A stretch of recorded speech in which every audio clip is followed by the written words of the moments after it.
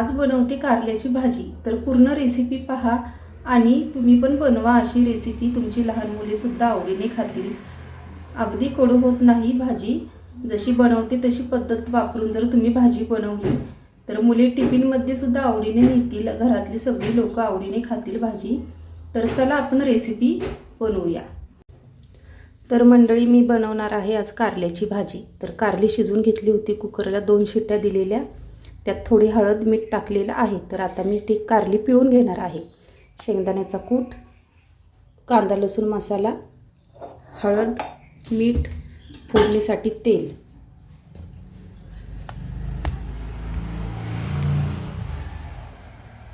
कांदा, कोथिंबीर, हिरवी मिरची आणि कढीपत्ता। कांदा जरा जास्तच घ्यायचा आहे, मी 2 मोठे कांदे घेतलेले आहेत। तर चला बघूया आपण कृती। तेल टाकून घेते कढईमध्ये।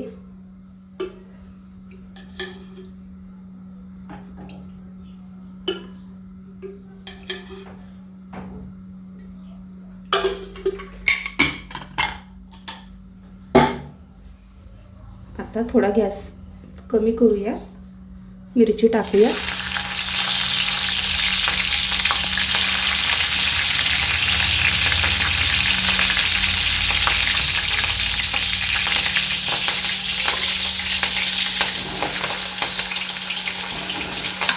कांदा टाकायचा सर्व।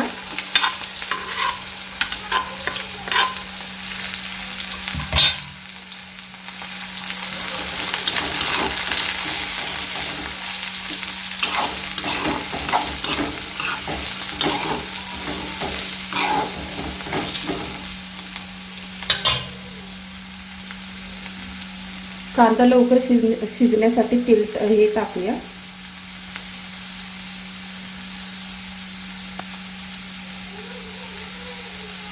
मीठ टाकून घेऊया, कांदा लवकर शिजावा म्हणून।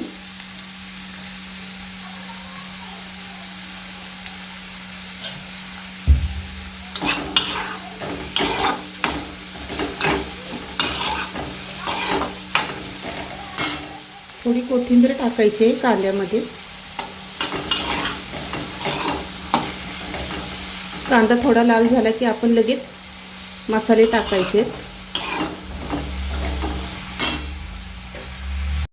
आता आपण हळद टाकून घ्यायची।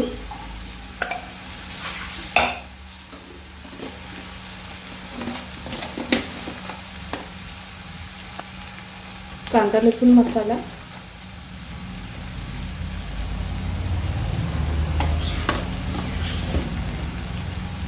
मीठ टाकलं होतं मगाशी, त्यामुळे मीठ नाही टाकणार।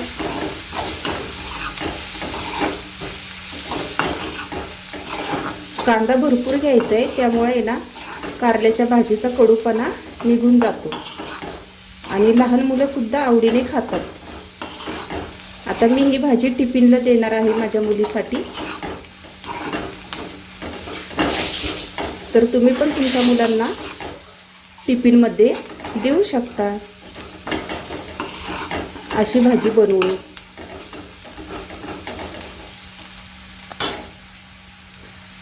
तर आता ही कारली जी आहेत ना, ती मी आता पिळून घेणार आहे, चांगलं पाणी त्याचं काढणार आहे आणि नंतर मी टाकणार आहे। तर बघू शकता कांदा चांगला फ्राय झालाय। मी टोमॅटो नाही टाकलेला आहे, फक्त कांदा टाकायचा आहे, पण कांदा भरपूर टाकायचा आहे या भाजीमध्ये। तर आता कारली टाकून घेते मी। कारली चांगली पिळून घेतलेली आहे, त्यातलं पाणी सगळं काढलेलं आहे। तर टाकते मी आता आणि नंतर शेंगदाण्याचं कूट टाकायचं आहे आपल्याला।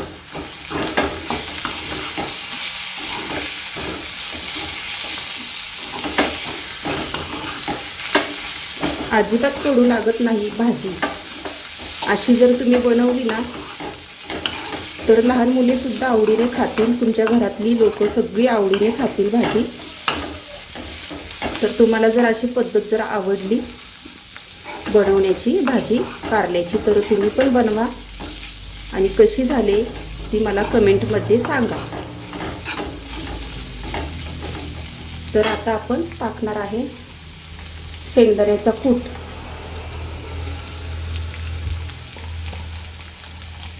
शेंगदाण्याचं कूट टाकून घ्यायचं आहे. कोथिंबीर टाकायची आहे.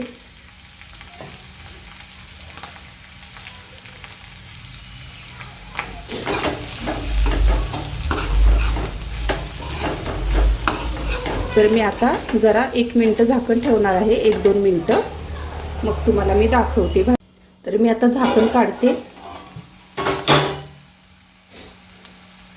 तर आपली भाजी झालेली आहे तयार. आता मी गॅस बंद करते.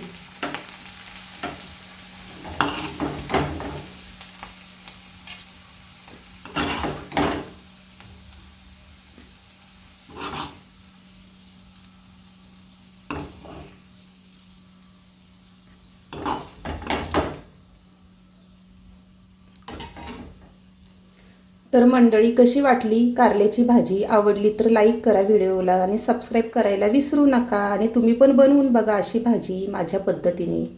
धन्यवाद.